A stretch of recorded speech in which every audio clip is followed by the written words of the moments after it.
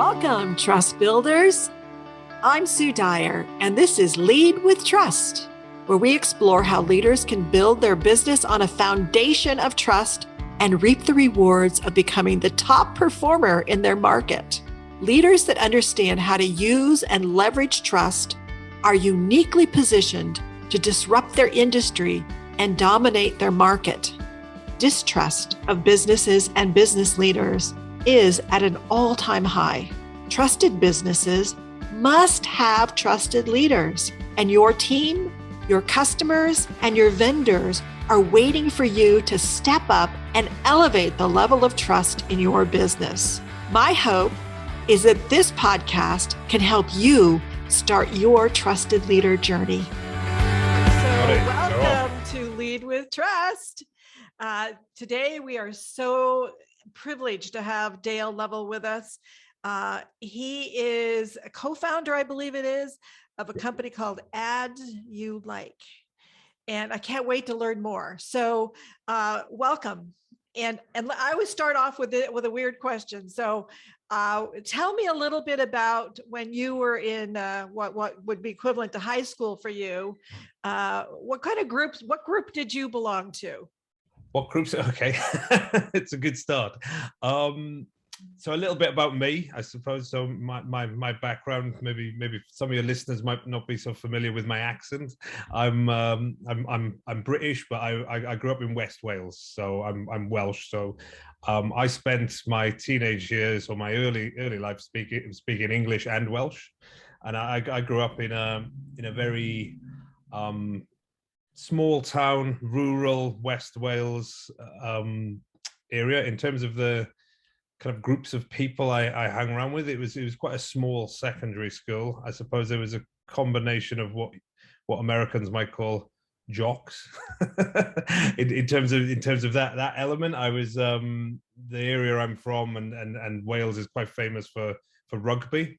So the sport of rugby. So I played quite a lot of that as in my youth for my sins. And I suppose it was maybe not the best behaved group of people that we all hung around with. It was fairly innocent for the most part, but I suppose there was maybe a bit of that. That's so fun because boisterousness that you my son played rugby in college. So okay, yeah. And then now my two his sons, they just started playing rugby. They just started, okay. Yeah, so they just started a new league and they just started playing rugby. Rugby is definitely rougher than football. From my experience, yes, it can be quite rough. Yeah, and so that's kind of my background, I suppose. So that tells us a lot about you. Actually, you're kind of got some toughness to you there.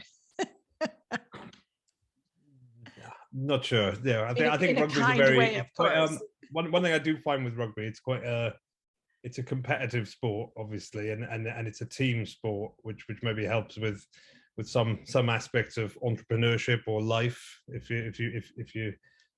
you want to kind of build some of those analogies. But I do think because it is quite a tough sport, you do have to be quite competitive with yourself in terms of when you're playing that game, and I think it does kind of teach you some skills that the reward for hard work, so to speak, is sometimes painful.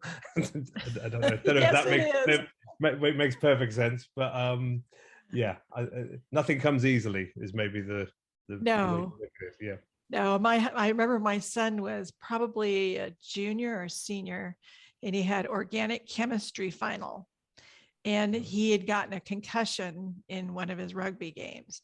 He called me up and said, I keep reading the same things, but I can't understand what I'm reading. But he managed to get through. So that's good. Oh, good. Well, he must have enjoyed the sport to encourage his children to play. So. He did. He played after college too, in like Old Man's and some other adult ones. He also went back and coached it at the college. Okay, cool. When he was in med school. So he really liked it. Yeah. So tell us about your journey of entrepreneurship.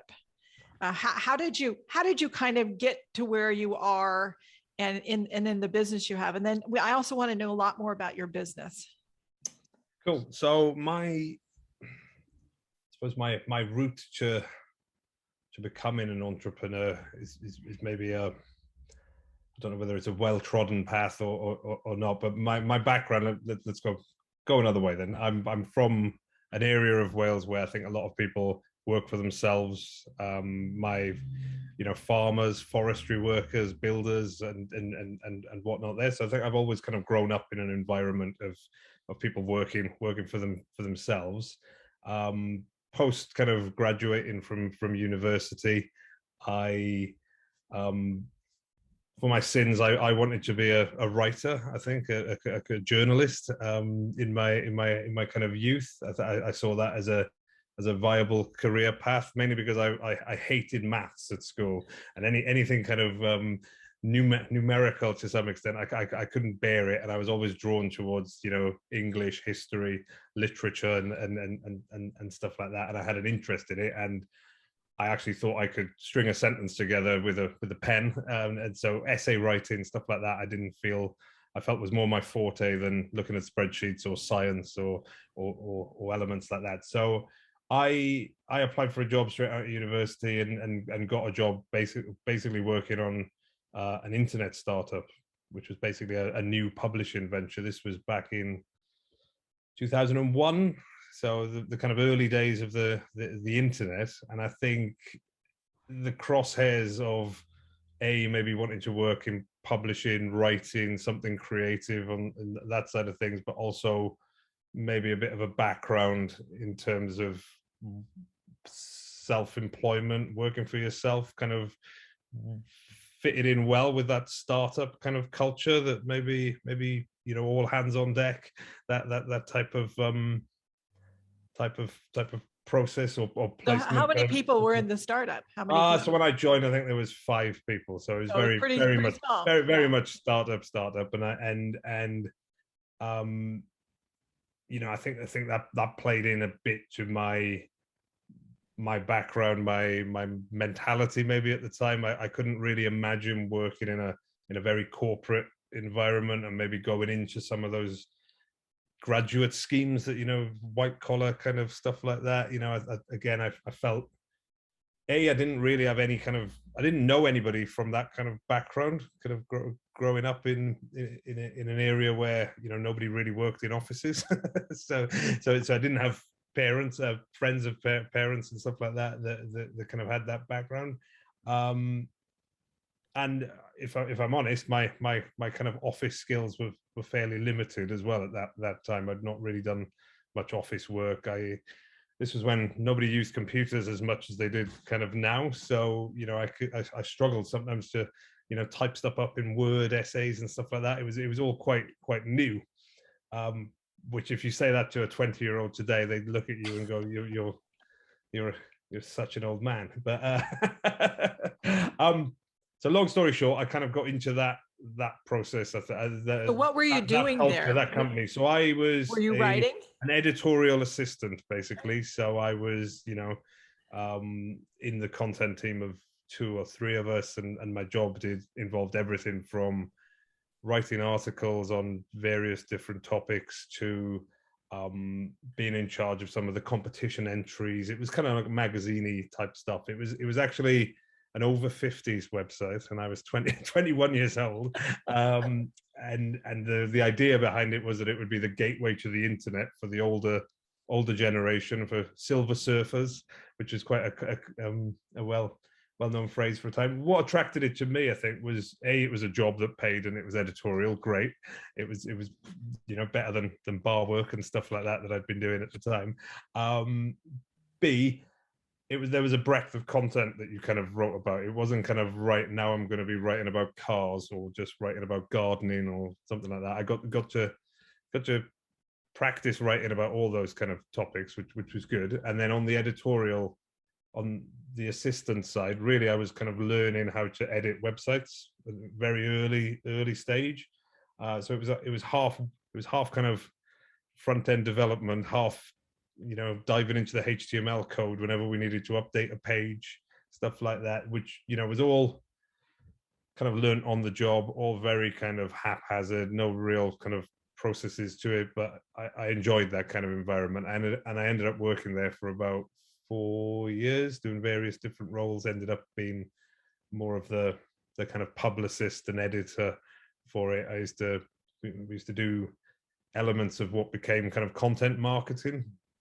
Part of my job was to interview a lot of older celebrities that maybe were on the circuit in the UK. People like Alice Cooper, Bill Wyman, and all of the kind of aging rock stars that were kind of around. Which was quite intimidating as a young man to sometimes kind of have a conversation with them. But what I actually found after a while was that once they realized I wasn't the same age as them, a lot of these older rock stars started showing off a little bit to a younger guy. They kind of wanted to tell me how many women they slept with when they were younger, and how cool they were. And so I used to play up to that a little bit sometimes. And the important word is there's were. Yeah. It was a lot of fun, basically, working there and doing lots of things. But then obviously as you get a bit older, you kind of wanted a bit more experience. I then moved on from there to a travel website, actually, which was based in the US, called Sherman's Travel. I don't know if any of you may have come across it. They're similar to Travel Zoo, if you've come across them. Okay. I was their UK launch editor for a while on that. Fast forward again, long story short, basically, but by the time I got to about the age of 28, 29, I realized that I'd only ever been hired by kind of entrepreneurs in this kind of startup type of space. And I'd learned a lot of PR, publicity, content marketing, digital editing skills. This was around the start of the Great Recession, I suppose. So I just kind of I was made redundant from a role within a startup, and I kind of realized that actually now was a good time, as good a time as ever, to kind of go out on my own, kind of do, see what I could do in terms of elements there. So it started very small, my entrepreneurial life, more as a content and marketing freelancer, really, one man band, pushing that kind of stuff through. And I did actually feel quite comfortable in that role quite early on. I felt it didn't feel like it wasn't part of me, if that makes sense. And I'm sure when you speak to other leaders, they maybe have felt the same in those situations. But yeah, and then ultimately after a few months of kind of doing that, I was chatting with my friend, and basically we decided to kind of launch a business, a more serious kind of business together, and became kind of business partners on that business. We scaled, we completely bootstrapped to maybe 20-25 people, working from my spare bedroom to begin with, the usual kind of story that you'd see there. And that started off really as a content production kind of house, so running blogs, producing content basically to order for brands and their agencies.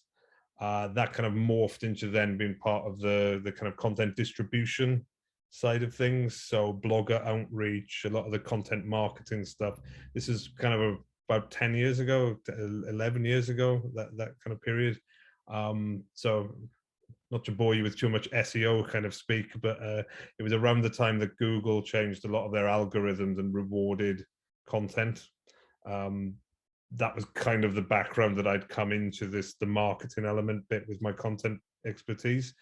That really just kind of scaled our business quite nicely, because suddenly you had lots of brands suddenly realized they needed good regular copy for their blogs, for their websites, to help their SEO efforts, which is obviously something that's continued through the last kind of decade or so.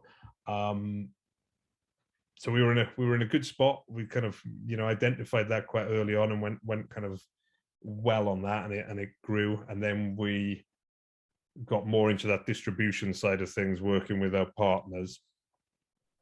I am coming to an end in a second. Sorry. No, I want to hear so much more about the content distribution and everything. Yeah. Yeah, so we jumped. Basically, we saw this, or Francis rather, my business partner, saw this this thing happening in the US called native advertising, which we, increasingly kind of saw Now, more for our and more of it. listeners, Yeah. explain what that is. Yeah, so native advertising effectively is a form of content distributed that looks and feels like a piece of editorial around the site. So they're fairly ubiquitous now, in all honesty. So the way our business and how we kind of describe it in a very, very quick elevator pitch is Facebook style adverts, but on the open web. So if you're on the New York Times or the Washington Post or the Guardian website in the UK, etc., you'll see a piece of content which is labeled as sponsored. Quite often they have a different kind of color coding on it or something like that. But it's labeled as an ad, but it looks and feels like the editorial around it, if that makes sense. Yeah. Yes, So you see more those often all the time in your feed. exactly. You just didn't know where they came from. Exactly. So that's what our business does today. Obviously, 10 years ago, that was a very, very new and pioneering thing that had kind of arisen from kind of nowhere, and it's morphed into various different guises kind of since then.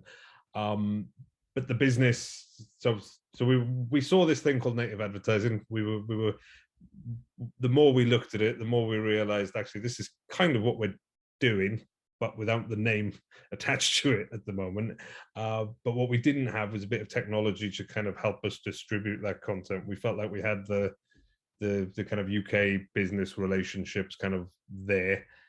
We felt like it was the natural evolution to a lot of the kind of SEO type content marketing that was happening. And it played to some of our strengths kind of as individuals and as a business. What happened then, really, we did the usual thing of we went out looking for some investment. Long story short, we met the original investor in ADYOULIKE, which was a French business set up by my co-founders Julian and Johan. They wanted to launch in the UK. They had the technology. We basically had the business set up and the team ready to go in the UK. We negotiated for a while and got to know each other, and then effectively kind of merged the businesses, and we became ADYOULIKE in the UK. And then we launched the native advertising spree basically in the UK, which effectively we've been doing now for 8 years or so. Or no, yeah, nearly 8 years. Yeah, so a lot of those ads that you see, a lot of those placements that you see on websites today, myself or somebody like me, one of my competitors, has in the early days knocked on doors of the publishers and basically sold in the concept of native advertising to them, which seems kind of obvious today, but go back 6-7 years ago, and a lot of publishers were basically like, well, no, our ads go here, here, and here. This is what we can't go to the editorial team and say, you want to take an ad in this feed and, take that slot. That's not there, so we had to make that kind of commercial case as well as kind of allay editorial concerns within that as well. But that's getting maybe a bit specific. Well, no, it marries two things that are now completely blurred. I mean, and now they have the rules where you have to put that it's an ad, where that wasn't the case for a long time either. Yeah. So we've always had to run with the labeling of an ad, and our pushback for that is if you're paying somebody to promote your content, and then you should be proud of the content you're promoting, and as a brand you should be happy to have your name on it. Yes, exactly. Otherwise you're just pushing a bit of PR. Yes. So quick question. So you merged with a company that had the technology. What tech did they bring that allowed you to, so that was the technology of how we integrate with a publisher, basically. Okay. So if you're an advertiser, say you're Coca-Cola, you come to us, we, rather than go individually to 20, 30, 100 different websites, you can basically go live across all of those with just loading up the content. So that's your into our distribution. platform. That That was you our had talked about. distribution. Yeah, it was the Okay. technology for the integration, basically. That's which awesome. in the very early days, and now which is still there, it's still the core bit of our business, but obviously we've evolved 100-fold kind of since then, and kind of scaled quite massively along with that native advertising push, if that makes sense. Yeah, that makes a lot of sense. So I want to know where you are today and where you think you're going in the future too. Hi, this is Sue. Sorry to interrupt the episode, but I'm so excited that my new book, The Trusted Leader, is about to launch. And if it's after February 1st, 2022, then it's already out there. And so I'm so excited because for years, I've been asked to help leaders to create a high trust environment. We have worked for 35 years to go in and help leaders through intervening and facilitating the development of high trust teams and businesses. And now I'm teaching leaders how to do this for yourself. And trust is so important because it's really like having your foot on the gas of your business. And in so many businesses, people are working so hard, but their foot is on the brake as well. And so you expend a lot of time, energy, resources, and you just can't get where you should or could get.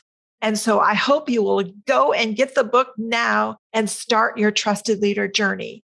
You can go to www.sudyco.com/book, and you can get the book there, and you can pre-order the book there, or you can get it on Amazon, Barnes and Noble, or anywhere that you get your books. But I hope you'll go and get it and start reading it. I can't wait to get your feedback and to be on a trusted leader journey with you. Let's get back to the show.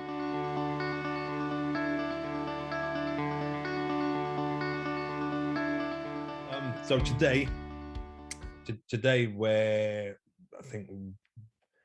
a $30 million business, kind of with operations kind of globally. Our main offices are London, New York, and Paris. We are about 85 people strong. All of our tech is still run from France. A lot of our business operations are kind of run from London, and then we have kind of sales houses and partnerships kind of around the world. So, and we're generally running campaigns, or our supply is available. We have publisher partnerships with all the major countries kind of worldwide, even though we don't have offices in kind of Singapore or Asia, for example. We're still running numerous campaigns kind of in those markets, working with suppliers from London or Paris. So the business has grown massively. It's kind of evolved quite quickly from fairly small startups, basically, both sides of the English Channel, into a big independent native SSP now, which means that we can take kind of programmatic advertising as well as our kind of direct demand. In terms of where we're going, we still feel like there's a lot of evolution to come in the market in terms of kind of the ad tech ecosystem, the investment that's coming into it. That there's numerous opportunities in some of our major markets, in the US, in Europe, in Asia, as well as with more scale within the formats themselves, if that makes sense. So especially with like Web 3.0 and things like that, there will be integrations with that too. Yeah. Which is something I kind of did touch upon kind of in a book I wrote on native advertising in 2017. The benefit of native advertising in my mind is that I think it's the first kind of indigenous ad format for the web. what I mean by that, and I'll probably tie myself up in knots when I talk about it. What I mean by that is that if you take a traditional banner ad that you see on the internet, what is a banner ad? A banner ad really is a print advert transposed onto the internet. That's what happened in the early 90s when they were like, let's put some ads on a page. What do? You take the magazine ad and you stick it on the web. Although some people may argue differently, if you look at kind of a YouTube ad, what is it? It's a TV ad, really chopped up. Most online video ads, which are basically TV ads, kind of chopped up in some shape or form. Kind of these days, native advertising, there isn't, it's designed to fit into the environment that you're published in, which is increasingly mobile. If you're scrolling through the web, if you take your Instagram kind of ad format, it's not jarring, and yeah, there may be too many of those ads on a page, or the content of the ads you may not like, but the actual format is quite seamless, and I think that's kind of one of the big benefits of native advertising. And with that, it means that it can move with the changing nature of the internet. So when we go into the metaverse, for example, in the future, there'll be new iterations of native advertising kind of within there, in my mind, because it's a fluid format to kind of help that transition, so to speak. Yeah. And within that, then you could call all digital advertising is native advertising, and then you'll have 20 different versions of what that means kind of within it, which I think is the way digital advertising kind of always works, I think. Yeah, I That think makes it's sense? so fun that you have what I really love is your perspective, that you were there starting this really at the beginning, maybe before the beginning, and then emerged and evolved with it. And I don't know a lot of people that have. They sort of came in at a spot where it was already there, and maybe they took it and did something with it. But I love that you have this evolutionary point of view. I think a lot of business, rightly or wrongly, I think I've come into native advertising through the content door, given with my background as a content person and content marketer. I think because ultimately it's a technology. A lot of people that work in the business are maybe coming at it from a more of a tech background, if that makes sense, more of an ad tech background, which is your traditional kind of Google engineer type kind of background in terms of how it works. Whether that's an asset or not, the way how I've entered the market or not, I don't know. But well, I think you got to have both. I mean, if you really want to be effective, you kind of have to have both. You have to have the ability to content is always going to be king. The technology is just the platform that allows it. I do think it was definitely a benefit in the early days when, like I said, you had to sell in a format to a publisher, and increasingly there's the church and state divide, where you'd be having a good conversation with the commercial team, and then they go, we need to run this past the editor, and sometimes they'd be like, no, I don't want any more ads on a page. And I did used to be able to have maybe more open conversations in that way. I think maybe because I kind of identified, having been an editor of a website myself, kind of what their concerns were. Yeah, I think you just have a different perspective. I want to ask about trust, and there's kind of two areas that I think will be really interesting to learn more about. In your merger between countries, between companies, how did trust play into that?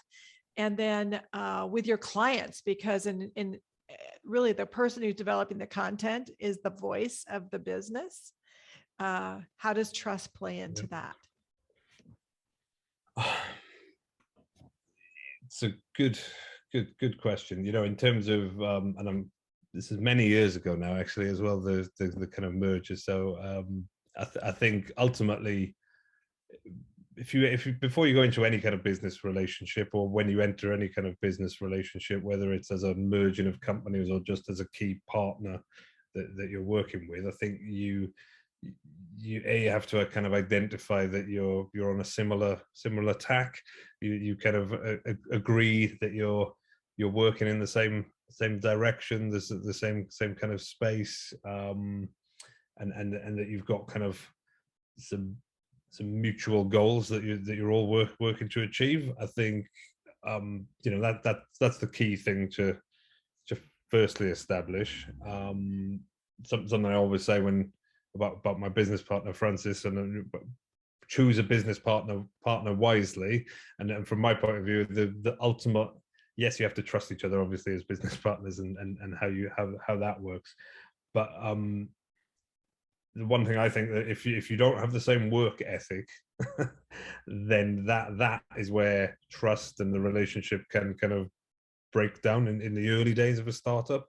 If you feel like everybody is pulling, people might be going in different directions to some extent, but everybody's pulling towards the kind of shared goal in their own unique way, particularly in the kind of early days, and you can see that you're all kind of working hard and making progress, and pushing each other on, for want of a better word, then I think that is kind of how you grow.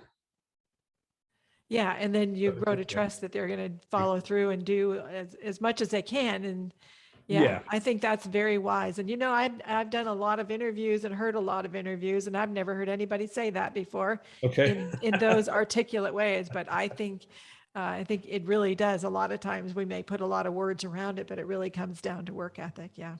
And commitment. Yeah. Yeah. I think, nothing annoys you more if you feel like you're putting more work in than somebody else, in my experience, and maybe that's my rugby playing experience kind of coming to the fore. But you kind of and there's certain job, there's always a time that somebody can't do a job that you have to, only you could do that role within a business. And there's times when you've got more work on than somebody else, but that's fine, because that if they were in your position, they would be doing the same they would step in and help, and they'll step in and pick up other things that kind of need to be done. So I think that's that's a kind of so there's a new book in there. It's called The Rugby Leadership. Yeah. Yeah, I'll write it with your son. We can we can get the transatlantic thing going on. Yeah. Sounds good. Yeah. So trust with your clients. So I know now you guys are established, but even though you're established, it's still when you're writing content for someone, whether it's a brand or a personal brand, I mean, you become their voice, and there's got to be a level of trust there. So how do you establish that? So we're more on the distribution side of content kind of these days. So I don't dust my quill off very often for clients on that side of things. But what I've always tried to do, and how we've grown our publisher partnerships, I think is probably quite key there. But also on the demand side as well, when we're working with our kind of agency partners, is if you say you're going to do something, make sure that you do it. which that's how you grow. That's how you grow a business, and ultimately in the early days, where I'll give you an example, where we're pitching to a publisher, you've got them virtually over the line to sign an agreement with you. They really want to work out how much money you're going to be able to bring in by doing this partnership with you, because it's a new technology, new partnership. You sometimes you don't really know, actually, so you have to kind of weigh up whether you can afford to pay them to make that work or not, or it's very much trial and error, I suppose, on that side of things. But don't promise somebody that you're going to give them $50,000-$100,000 a month when realistically after they've signed it's going to be kind of $2,000. That's only going to leave you with egg in your face and sour the relationship. And I think I've always gone into those conversations with a publisher along the lines of a true partnership and say, look, I'll be honest with you, where we are right now, we think it's a 2K, 5K, 10K a month opportunity.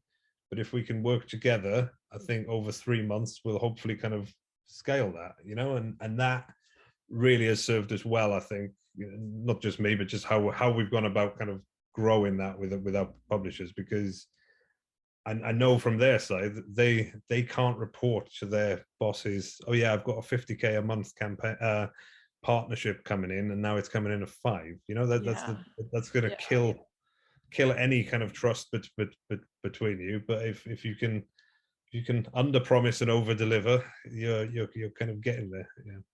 Yeah, absolutely. I can see that. And when you don't know, then I love your approach that, you know, we think it's this, being conservative, and then prove together that you can do it. Yeah. So I always like to capture lessons learned. So you've been on this journey for a while. Yeah. What are some of the key lessons you've learned in developing a business and leading that could help other leaders who are, you know, starting or in the middle of scaling their business? When it comes to building trust, and you know, ultimately that people have to trust you, whether it's your staff, whether it's the businesses you work with. That's something actually that I remember sending off my one of my very first couple of invoices way back when I was, you know, just self-employed, and it really dawned on me how much you know, ultimately you're so used to just getting a salary paycheck, kind of your employer pays you. And I remember just thinking, if none of these, if no one decides to pay me, I've got no money coming in. For, you know, it's built on trust, you know, from my 3 or 4 clients that I had at that time, and it did dawn on me then how much the kind of business is all about trust. In terms of kind of lessons I've learned, there's, you know, I think for just the internal culture that you kind of build, or the internal team that you kind of build in the early days, is really what carries you forward, I think, in terms of the growth of your business. Because when you're a 1 or 2 man band, you can kind of do everything, but once you get to a certain level of you know, 5, 6, 7, 8 plus, you're really kind of stretched a little bit thin then, in terms of kind of what you're capable of doing, and you really do have to rely on your team to kind of to buy into the journey that you're going on. In terms of kind of how you do that, I think it's kind of to lead by example. So if you're asking somebody to do something, you know, it's not because you wouldn't do it yourself, it's because you're too busy ultimately. I'm a big fan of I've read quite a few bits of like servant leadership. I'm sure you've come across that phrase.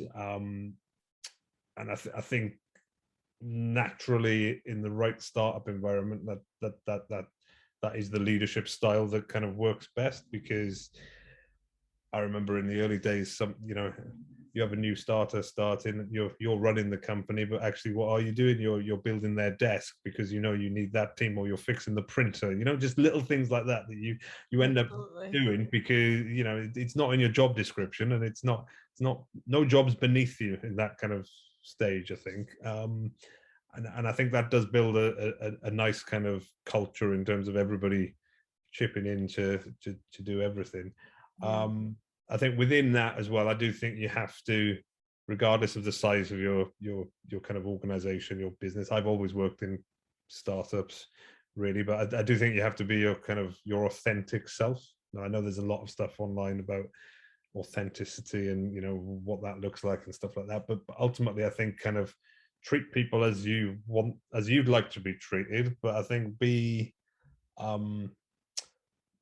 I think the days of that kind of formality within a corporate type of world, I think they're gone, really. And whether they ever fully existed, I don't know. But I think younger generations don't warm to that type of approach anyway. And I think showing that your human side to your work colleagues is beneficial ultimately. Yeah, Another thing I it's think, interesting that you talk about culture, because in some of the interviews I've done and other people I've heard who businesses scaled very quickly, I hear over and over again how as they scaled so quickly, they really had so many growing pains that when I ask them their lessons learned, they always say, well, my number one lesson learned is I didn't focus enough on culture.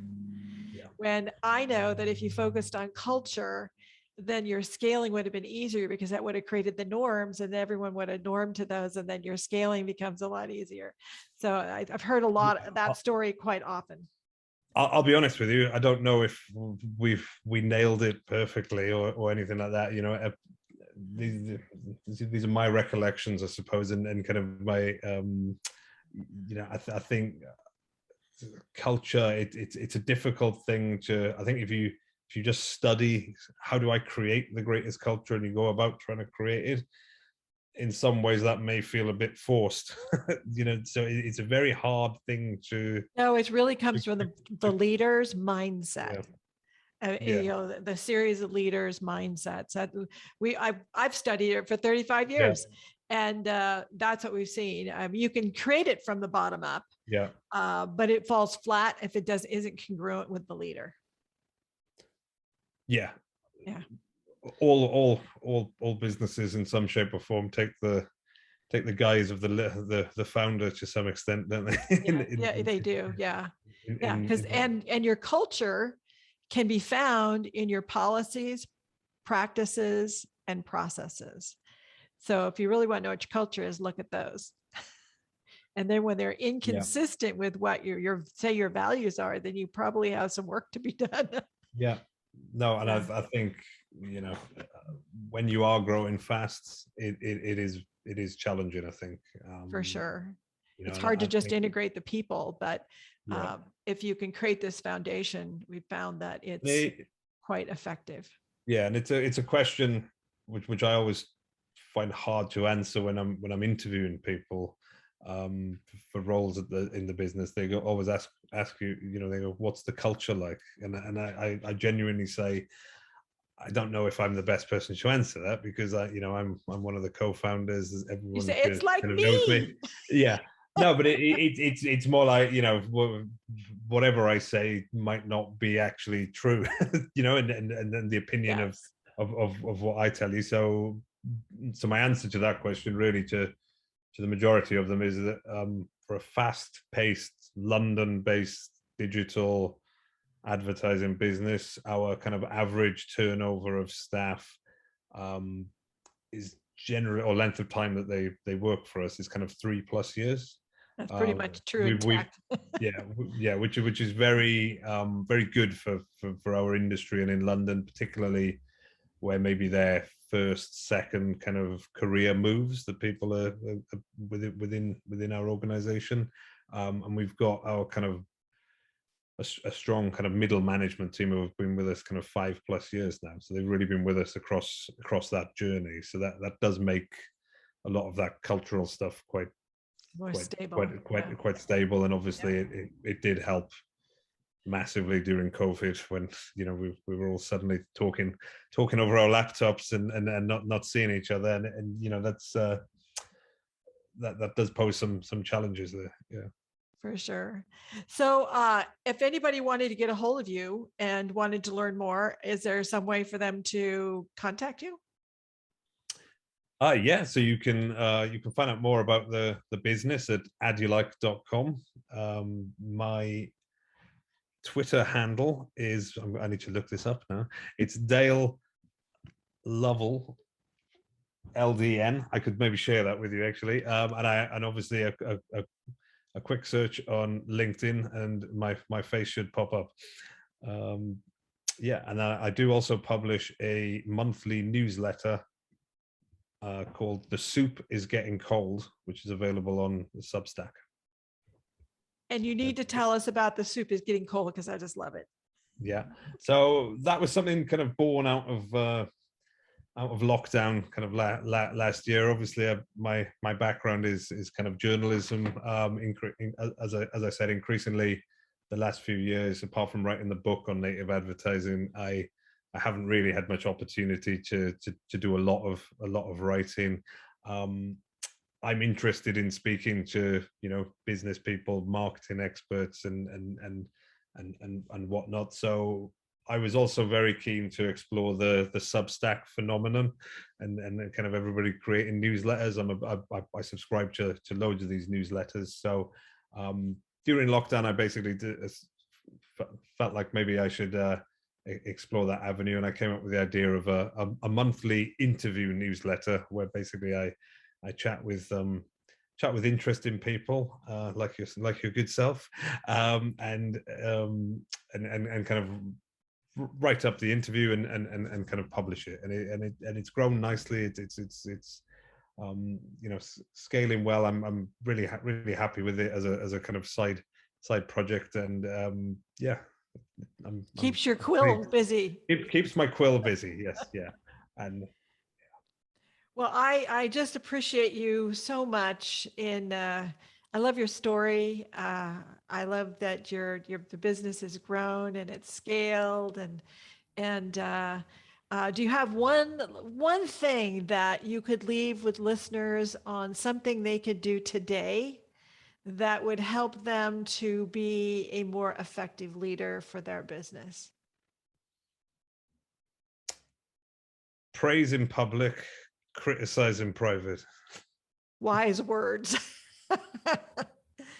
Thank you so much, Dale, for being a guest on Lead with Trust. And it's obviously clear to me that you are definitely a trusted leader in your business, and much appreciated. I'm so excited to know more about your business, and I'm just so glad that it's going so well, and continued growth, continued blessings in your business. Thank you. Hey, I hope you enjoyed today's episode of Lead with Trust, and that wherever you're listening to this podcast, you will subscribe. And if you enjoyed this episode, send it to someone who you think can really use this message that you got today. And also, please leave us a review. Your honest review wherever you listen to your podcasts would be much appreciated. And of course, the more reviews we get, the better they are, the better for the podcast. I'm truly on a mission to get more and more people to understand that trust is the essential element. So I hope you'll be part of that.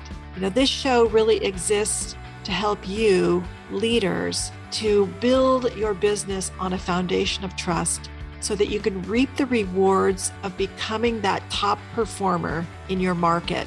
I see over and over where no one can possibly reach the levels of those people that understand how to build a high trust culture in their business. Now, today, if you're really curious about starting your trusted leader journey, you can get started right away if you just take the free Trusted Leader Profile, and you can learn where you fall along the Trusted Leader continuum. And this really can unlock your confidence on where you are and what you need to do. It's very specific on what you can do. Gives you a snapshot of your leadership style. So if you want to take that, just go to www.sudyco.com and then /profile, and you will get immediate access to the Trusted Leader Profile. Once again, that is www.sudyco.com /profile. All right, that's a wrap. I just can't wait to hang out with you again on our next episode.